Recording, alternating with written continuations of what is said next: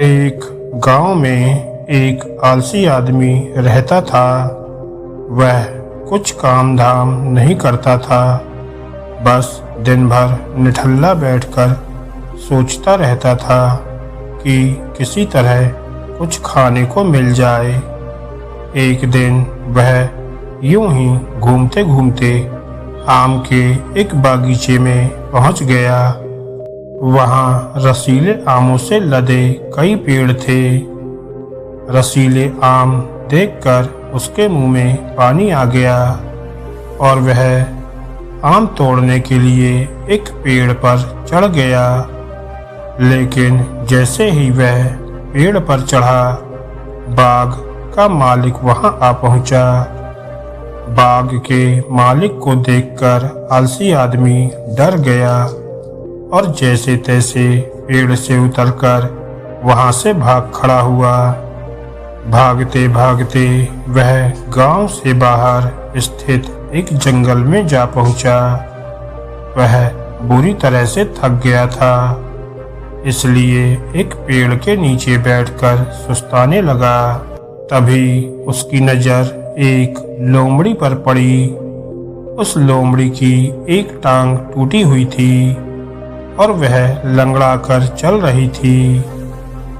लोमड़ी को देखकर आलसी आदमी सोचने लगा कि ऐसी हालत में भी इस जंगली जानवरों से भरे जंगल में यह लोमड़ी बच कैसे गई। इसका अब तक शिकार कैसे नहीं हुआ। जिज्ञासा में वह एक पेड़ पर चढ़ गया और वहां बैठकर देखने लगा कि अब इस लोमड़ी के साथ आगे क्या होगा। कुछ ही पल बीते थे कि पूरा जंगल शेर की भयंकर दहाड़ से गूंज उठा, जिसे सुनकर सारे जानवर डर के मारे भागने लगे।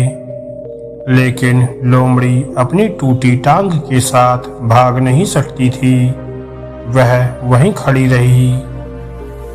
शेर लोमड़ी के पास आने लगा। आलसी आदमी ने सोचा कि अब शेर लोमड़ी को मार कर खा जाएगा, लेकिन आगे जो हुआ वह कुछ अजीब था। शेर लोमड़ी के पास पहुंचकर खड़ा हो गया। शेर के मुंह में मांस का एक टुकड़ा था, जिसे उसने लोमड़ी के सामने रख दिया। लोमड़ी इत्मीनान से उस मांस के टुकड़े को खाने लगी। थोड़ी देर बाद शेर वहां से चला गया। यह घटना देखकर आलसी आदमी सोचने लगा कि भगवान सच में बड़ा दयालु है। उसने धरती के समस्त प्राणियों के लिए, चाहे वह जानवर हो या इंसान, खाने पीने का प्रबंध कर रखा है। वह अपने घर लौट आया।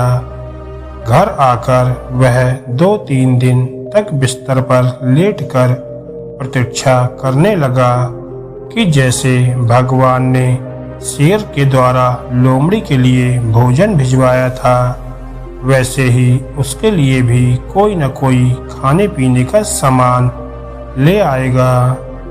लेकिन ऐसा कुछ नहीं हुआ और भूख से उसकी हालत खराब होने लगी। आखिरकार उसे घर से बाहर निकलना ही पड़ा। घर के बाहर उसे एक पेड़ के नीचे बैठे हुए बाबा दिखाई पड़े। वह उनके पास गया और जंगल का सारा वृत्तांत सुनाते हुए वह बाबा से बोला, बाबा जी, भगवान मेरे साथ ऐसा क्यों कर रहे हैं? उनके पास जानवरों के लिए भोजन का प्रबंध है, लेकिन इंसानों के लिए नहीं है। तब बाबा जी ने उत्तर दिया, बेटा, ऐसी बात नहीं है। भगवान के पास सारे प्रबंध हैं, दूसरों की तरह तुम्हारे लिए भी थे। लेकिन बात यह है कि भगवान तुम्हें लोमड़ी नहीं बनाना चाहते थे। वह तुम्हें एक शेर बनाना चाहते थे, जिससे तुम उस शेर की तरह दूसरों की मदद कर सको। दोस्तों, हम सबके भीतर क्षमताओं का असीम भंडार है।